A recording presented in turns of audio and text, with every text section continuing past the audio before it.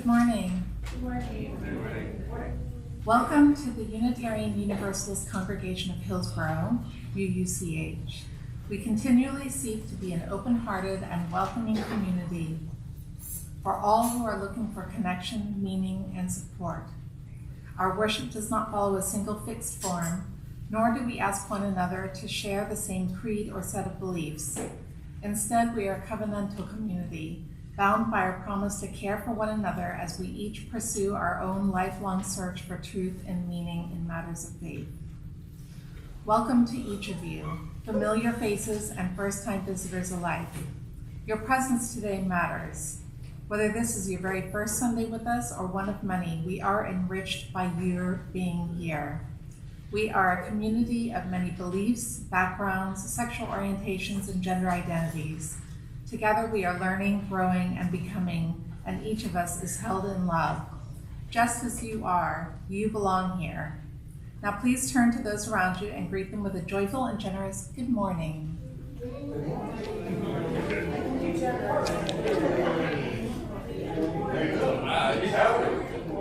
Everybody's going to sing for the first time. I think I wore a hat last time.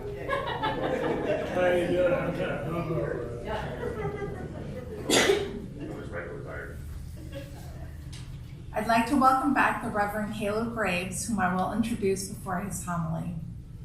You may notice that the order of service looks a bit different than normal. We are experimenting with a new format for the month of March.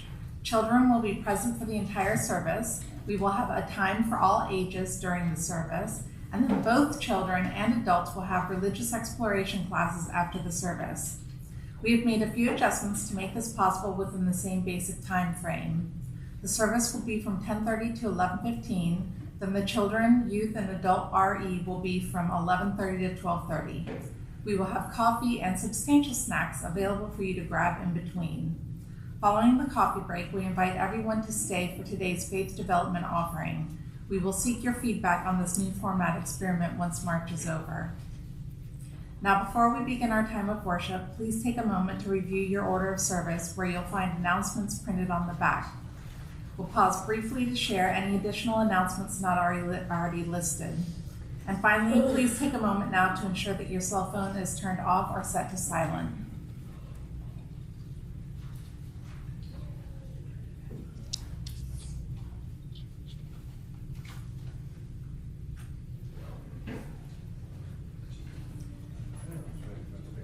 Let's prepare ourselves for our, you do have an announcement? Yeah, I didn't realize you were ready. Hi everyone. Just to remind you guys, I put together a big fluffy board out there about upcoming events. It's going to be like, Creek Week stuff. So it's all like environmental things about caring for our local river and our local places. So check that out. Stick some stars in there. Tell us when you're going. And let us know if you think the board is a good idea, because I want to keep doing it. But if no one cares, then I won't. We're doing Announcements now? Yes.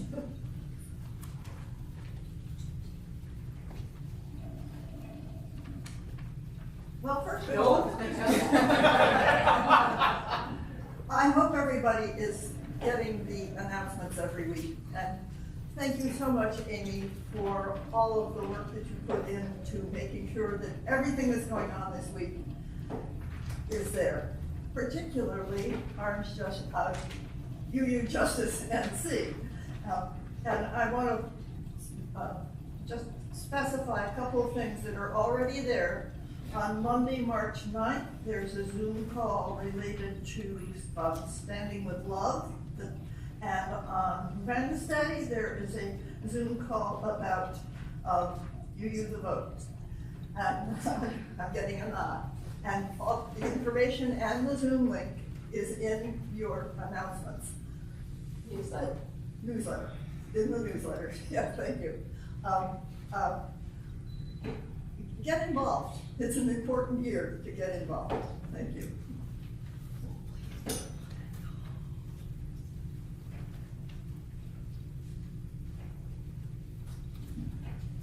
Hi, I'm Alicia. Now that Purim is over, my next Jewish event will be Passover, which I will be hosting on April 4th at 4 p.m. the past couple of years, the Passover Seder has been kind of a de facto vegan because people are friendly and they know that I'm vegan, and so they bring vegan things, and that's really friendly of you all. But this year I'm actually going to just call it a vegan Passover Seder and make it official that it's just a vegan Passover Seder. There is an RSVP link that I don't think was in the e-news, but that can be accessed on our website. And also, if you just want to email me and let me know that you want to come, that would be great. That way I know kind of how much stuff to prepare and how to set up tables so that I have an idea of how many people are going to be there. And I appreciate everyone who usually comes. We usually get like between 20 and 25 people, which is a pretty good turnout for Passover. So thanks. Sorry, I'll add the link to the newsletter this week. Not bad.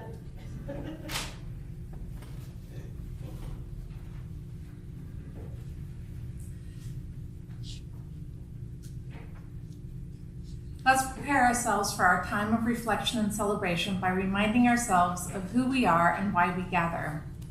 We are Unitarian Universalists. Unitarian Universalism draws from our heritages of freedom, reason, hope, and courage, building on the foundation of love.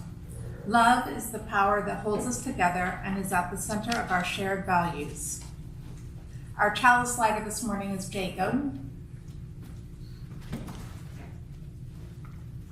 And our chalice lighting words this morning are Thresholds by Arlen Goff. Thresholds, we cross them every day, from room to room, from outside to inside and back again, from here to there, from anywhere to everywhere, from age to age.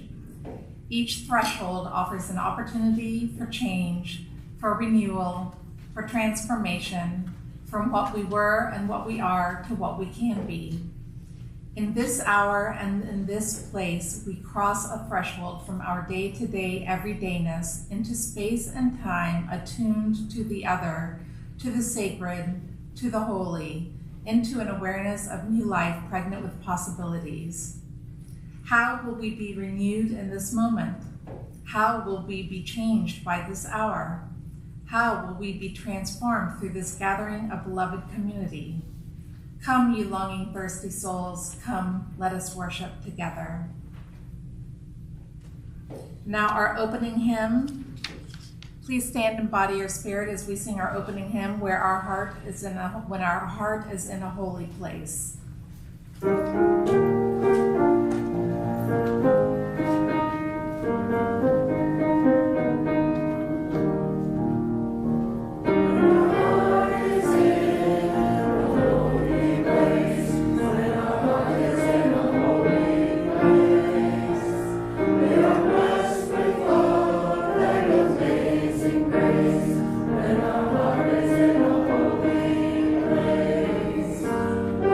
Trust the wisdom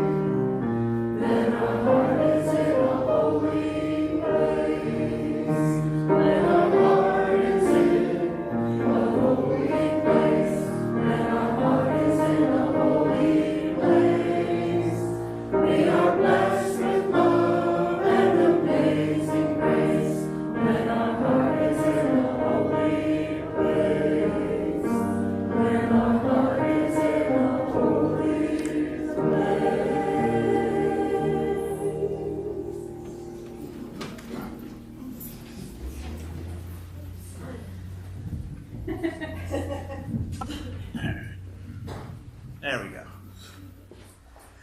My opening words for us today come from a woman named Antoinette Doolittle, quite a name, in a work called Ancestral Tradition from the Shaker Manifesto, number 12, from 1882.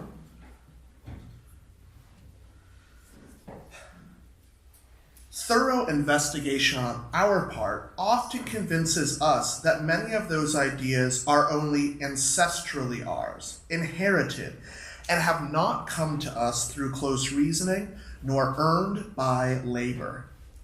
Hence the necessity of great charity for the views and opinions of others who think and reason differently than us. And in all cases, we must be kindly affectionate one towards another. If the advancement of truth is our aim, then all can work harmoniously together. It is our privilege to take lessons from the wise and the unwise, the progressed and the unprogressed. Let all have a place to work according to their gifts and attainments, one after this manner, another after that, according to the measure of grace through the gifts of God in them. The progressive spirit of the ages will roll onward with a great car freighted with the ripest and best fruits and gifts of the centuries gone by. And so we shall learn and be warned by the past to look well to the present and to hold fast to our truth.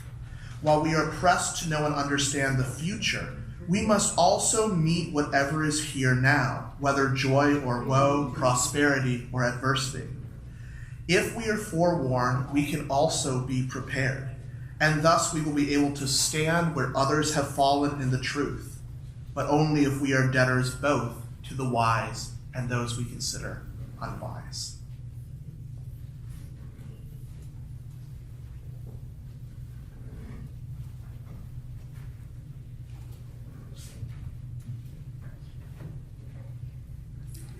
Sharing joys and sorrows is a cherished ritual in our Sunday service. This practice unfolds in two parts. First, we make space for spoken sharing, and then we move into a time of quiet reflection, holding in silence the concerns, joys, milestones, or griefs that have arisen since we last gathered. In both moments, we place stones into the vase on the altar, symbolizing our collective holding of one another's experiences. By sharing in this way, we deepen our connection as a community. We begin with spoken sharing. What is shared aloud is not recorded, so those joining us online will notice a brief pause while people in the sanctuary speak. If you are participating online and would like to share a joy or concern with those gathered here, please place it in the chat and indicate whether you would like it read aloud. A stone will be placed in the vase on your behalf. If you feel called to speak, we invite you to take a moment to center yourself and gather your thoughts. Please speak from the heart and keep your sharing brief and intentional.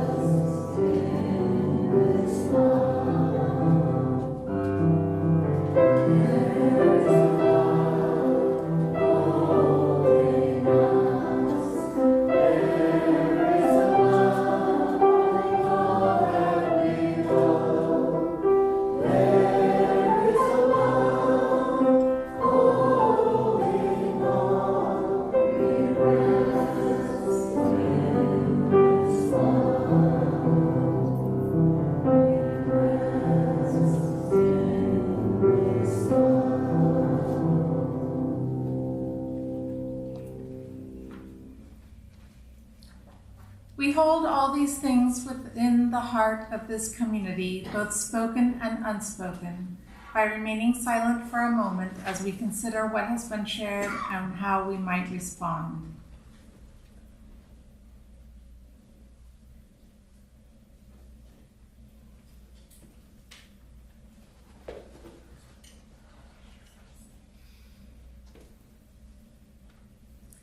Let us close our time of sharing by saying together, Amen and blessed be. Amen and blessed be. And now our time for all ages will be led by Amy Dark.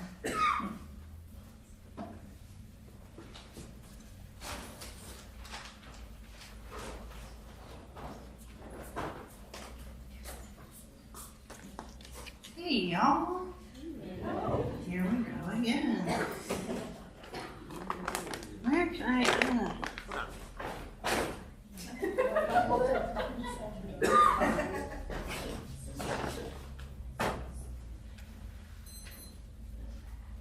Look at my bag, isn't it pretty? Okay. Babies. Thank you. Babies don't believe in anything.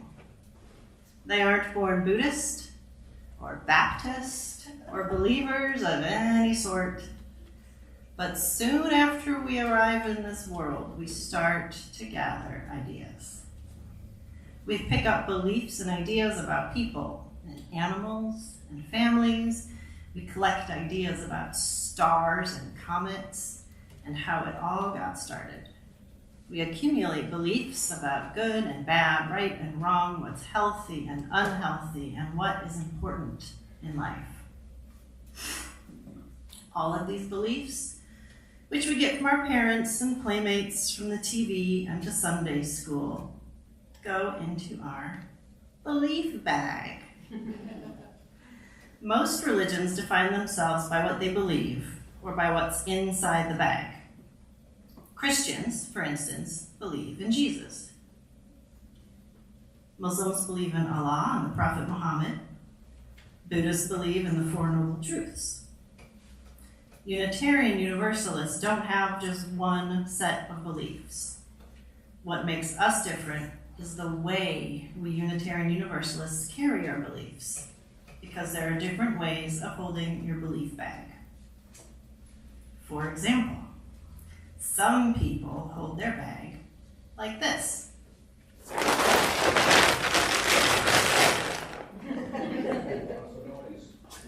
I have a very noisy belief bag, I'm sorry.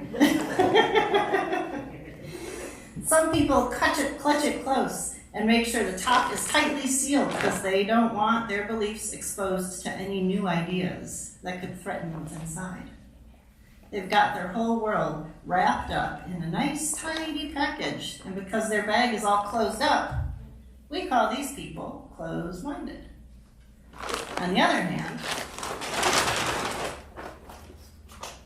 some people are just the opposite. They don't pay much attention at all to what goes in their bag.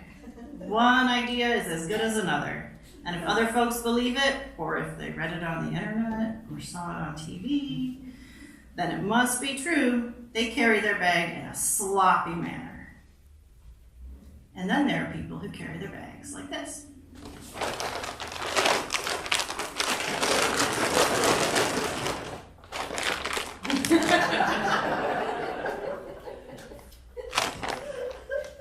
Like a club, they use to hit other people. What's inside their bag might sound very nice and sweet. For instance, I believe in peace and kindness and the golden rule. But then they use their bag as a weapon. You don't believe in peace? What's wrong with you? None of these are the Unitarian Universalist way. Instead, we carry our bags like this.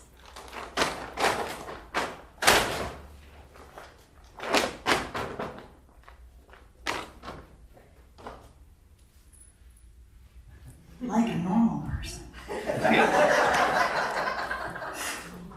We carry them with the top open so that new ideas and experiences can get inside, and so that old beliefs can be tossed aside if needed. We carry our bags in front of us so we can see and examine what goes inside, to make sure that it all makes sense and fits with the other things that we know.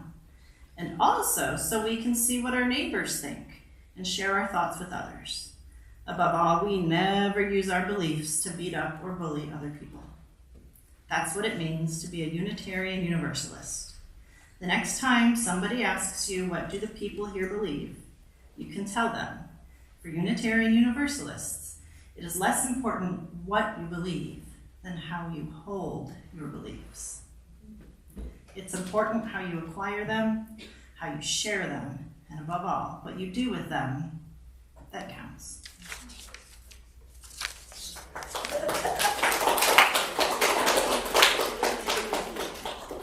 The end. I also didn't come up during announcements, so I just want to say that for RE today, after service, the kids are going to be doing Legos stuff. There is no high school or youth RE offering today. They are invited to join the kids playing with Legos, or they can join us back here in the sanctuary where we are going to explore where we are from and the gifts that we bring to this congregation. Thanks.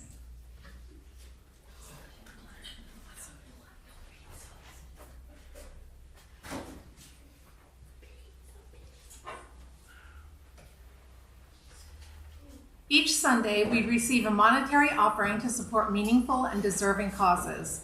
For the month of March, our plate offering will benefit Orange County Justice United. Justice United is a broad-based community power organization rooted in the congregations and neighborhoods of Orange County.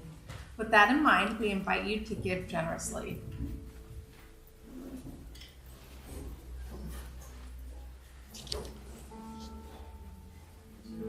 I'll just say, some people hold their banjos in front of them like this. I hold my banjo on my leg like this. This feels better. Unitarian way. Is it open to new tunings? There's 100 different banjo tunings. I'm in one of them. But if you give me time, I'll get into another one.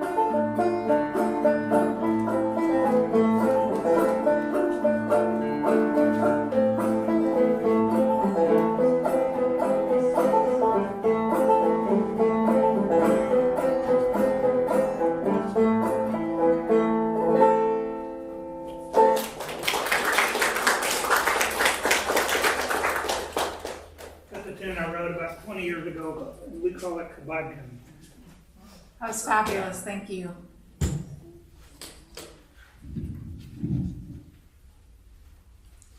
Please join me in an offering a blessing for the offertory.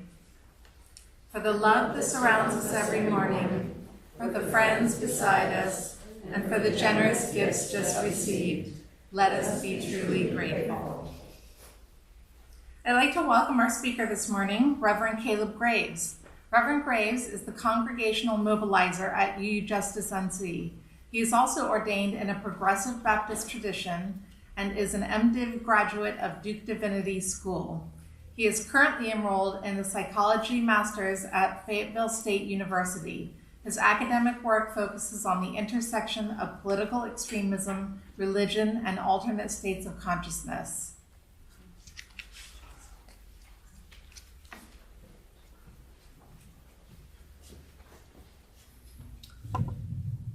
Well, good morning, everyone. It's so good to be with you again today. It's hard to believe the last time I visited was about 9 months ago. This year has gone very, very fast indeed.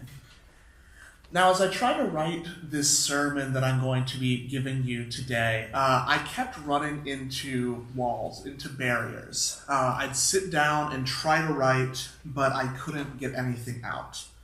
So I decided to take my own advice.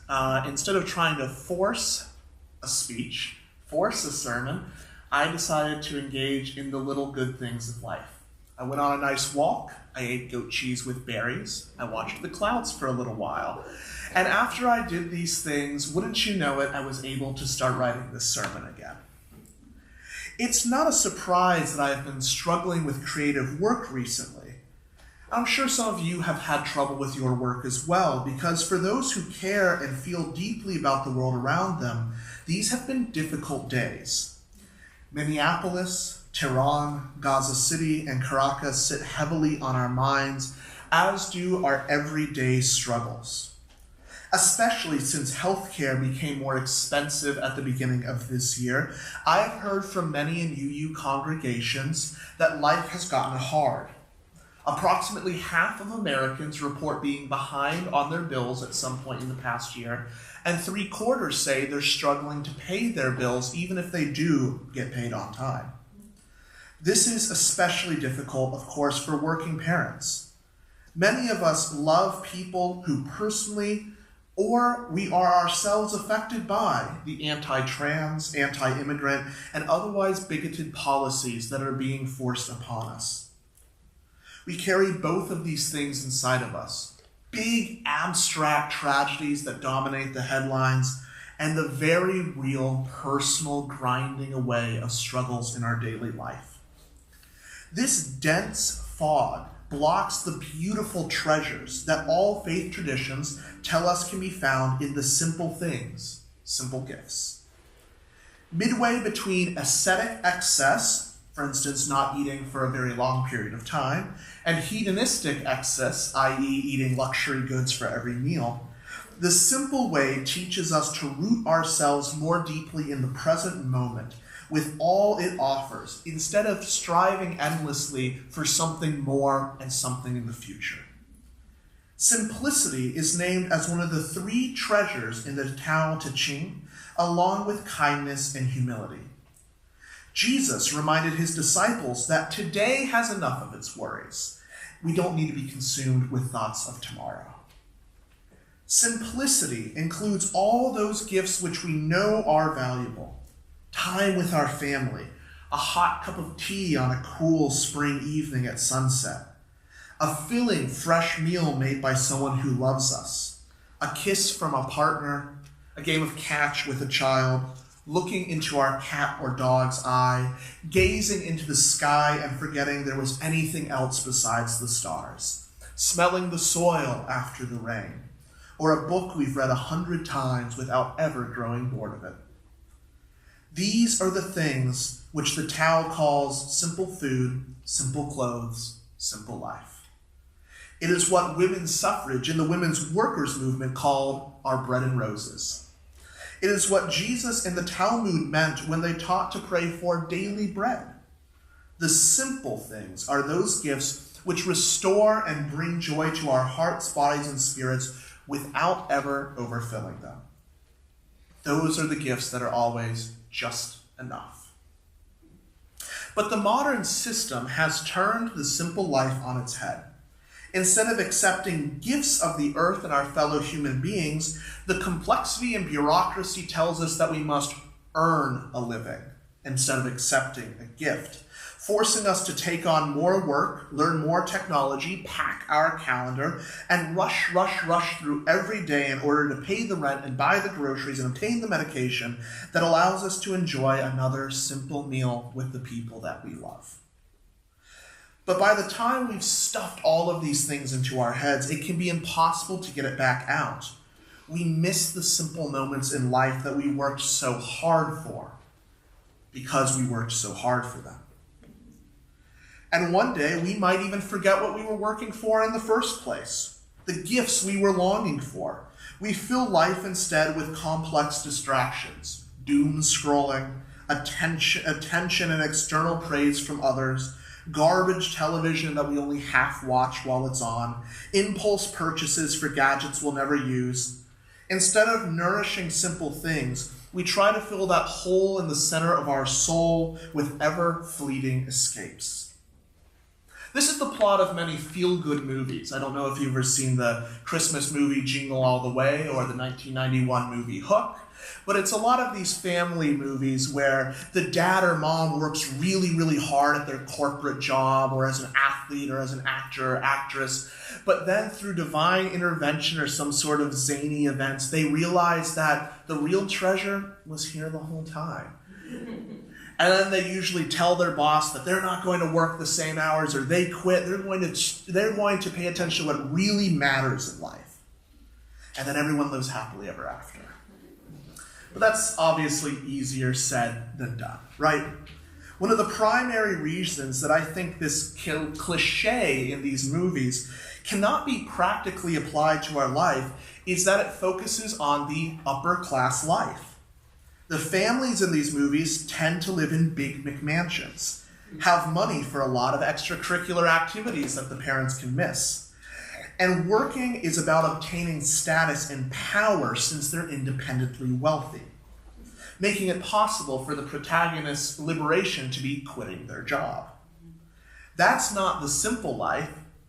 That's wealth. That's not how this works for most people. Instead of looking towards upper-class fantasies for practical advice for making a meaningful, simple life, I was instead taught by the liberation theologians of many different traditions, people like James Cone, Vine Deloria Jr., and Mark H. Ellis. They taught that the meaning of the universe is most clearly seen by the poor and the marginalized. There are things that the poor know that the rich cannot. There are things that the oppressed know that the oppressor, or those who don't experience oppression, cannot know. Now, I grew up very, very, very, very rich. I went to Hawaii and California and Disney World multiple times a year, but my spiritual life was completely empty as a child. I grew up in a very fundamentalist environment where I was taught far more about hate than I could ever have been taught about love in that space. It wasn't until after I had gone through my deconstruction, after I had decided that faith needed to look different, it needed to look more loving, more reasoned, more patient with those around me, more open-minded, that I really understood the truth. That's because I also was poor. I lived in Arkansas below the poverty line. I woke up in the morning and walked a mile to my minimum wage job, and then I worked that exhausting, physically and mentally, minimum wage job and came home and barely had enough energy to put in my microwave meal before watching TV and falling asleep. My wife and I were stuck in a payday loan cycle. We did not have a shower that worked and had to boil water to use in a bucket so that we could have hot water. Our bedroom flooded and molded when it rained. Our neighbors were undocumented immigrants, a veteran who kept overdosing, and a single mother trying to escape an abusive relationship. There was one balm during the day when I had to work this terrible job, and it was a little grassy knoll right behind where I worked. It smelled awful because my job smelled awful, but there I could look at simple things. A blade of grass, a single flower, the clouds as they went by. And I would recite meditations to myself, prayers to myself. And I looked forward all day to that time. And it was that time that allowed me to get through the rest of the day. My balm on the weekends was preaching at my little 12-person country Baptist church, which was falling apart, rotting through and through. I don't think had been cleaned in 15 years, and had a homeless family living upstairs in the previous educational wing. But together, these good working people and I joined hands in life together, sang, ate, and carried burdens together. I had no choice in that space but to find the divine. I was forced in that space to find the simple, often overlooked things that give life meaning. That blade of grass, that microwaved bagel plate, early morning hugs goodbye, the purrs of my cat, and hymns sung a little off key. That is where I found what I know to be God. Yet as I became middle class, as my life grew more complicated, these simple divine truths have gotten a little hazy. Hazy until I'm reminded. Until somebody shows me that the fantasy of advertised products and vacations and promotions will never fill what I need, will never fulfill what I need. I'm reminded of this in different ways. I recently watched a wonderful movie, The Testament of Ann Lee, which is about the founding of the Shaking Quakers, or Shakerism. An illiterate woman, Anne was, who was forced to work in factories as a child at the cusp of the Industrial Revolution. All of her children passed early in life. Sinking a balm from the exploitation of her labor, of her identity as a woman, and as a mourning mother, Anne founded the Shakers, which became a Unitarian, Universalist, abolitionist, gender equal, and eventually religiously plural sect. Far from finding a meaningful life by quitting her executive job to open a cake shop with vested stock options, Anne instead finds that the real meaning of life is in what is made clear because she was poor. It is because of her suffering and poverty that she saw what mattered, that she built a better way of life that offered equity to everyone, women, people of color, the poor, and anyone who would join them, which was, I might add, mind-blowing for the early 19th century. A bit closer to home, I have seen this in Lewisburg and Rocky Mount, North Carolina, just an hour to a couple hours from here. There I have met, and if only for an afternoon worked with, prayed with, and lived alongside migrant farm workers. Those people whose lives are just as valuable as ours leave their families in Latin America for months on end to work in the blazing hot sun, doing back-breaking work for pennies on the dollar, being sprayed with poisonous pesticides, living in ramshackle housing, often facing hate crimes and heckles from locals, all so you and I can have cheap tobacco, fruit, and vegetables. What we call strawberries, they call the devil's fruit, because of the immense toll that picking them places on their bodies in the hot sun. How do they get through it? Season after season, day after day, for a lifetime. And not just get through it, but resist and fight for their justice and rights. Speaking with them personally, I know it is their faith, usually conservative Catholic or even Pentecostal, and it's simple gifts. That's what gets them through the day. By day, the rosary of the Virgin Mary and Jesus Christ helps them in the fields and comforts them when they miss home. Then a good meal, cooked and eaten communally with songs of home to build camaraderie, is what helps them make it through the night. Their faith may look different than ours, obviously. Catholic or Pentecostal, usually less educated, less liberal, what an outsider might even deride as superstitious. And yet they know something that many of us do not, what it means to have faith in the future even when the present is obscenely bleak and power that we have is limited. The simple faith is what gives them an unbreakable sense of communal dignity in a country and profession bent on dehumanizing them. It is these simple gifts that give them the strength to fight for labor rights, immigration rights, and racial rights as part of a struggle for liberation that has lasted for centuries. There is a reason that Cesar Chavez and the United Farm Workers chose Our Lady of Guadalupe as a rallying cry alongside Si Se Puede. We have something to learn from them. For all our degrees, our self-education, our pride in liberal education and adult programming, there is something a Catholic farm worker without a middle school education knows that we do not know. Something about creating a more just society and meaning out of the simple moments of life, and being invigorated to work for justice because of them. And we should listen.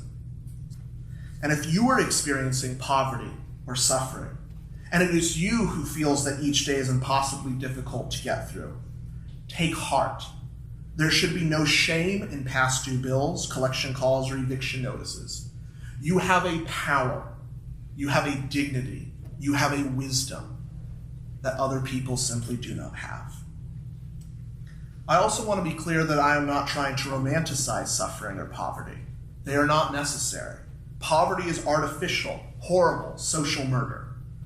But one day I do believe we can build a society that treats people as they ought to be treated and coexists with the wild earth the way it is meant to. And on that day we will celebrate, or our descendants will, and cry out for joy that we finally made it. We will see how life was meant to be lived, without production, advertisement, and consumption dominating our lives and crowding out meaning. But until then, we will listen to every blade of grass, every cloud, every warm bowl of tomato soup, and every working person, no matter how different from us, who might be able to teach the power and beauty that lies in these simple gifts. These simple gifts, every moment, that is how we will make it through this life. They remind us of our dignity, our power, our place in the long history of struggle for liberation that you, me, Ann Lee, and billions of others were a part of. And if we don't allow ourselves to be sedated by distractions, or bought off by luxuries, or forgetful about what really matters, there will be a far better world to gift to all of those who come after us. Amen. And blessed be.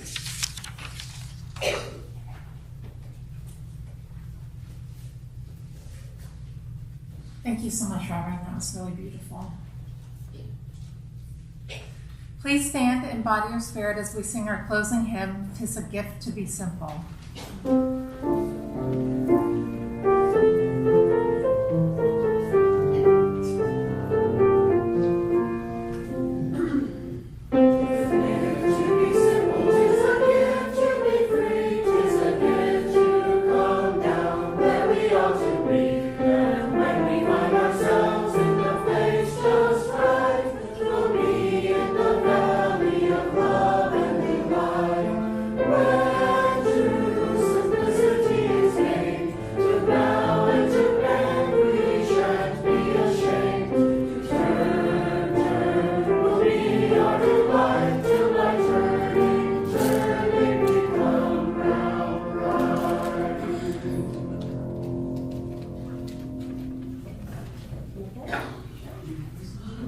Go in peace, my friends, and blessed be.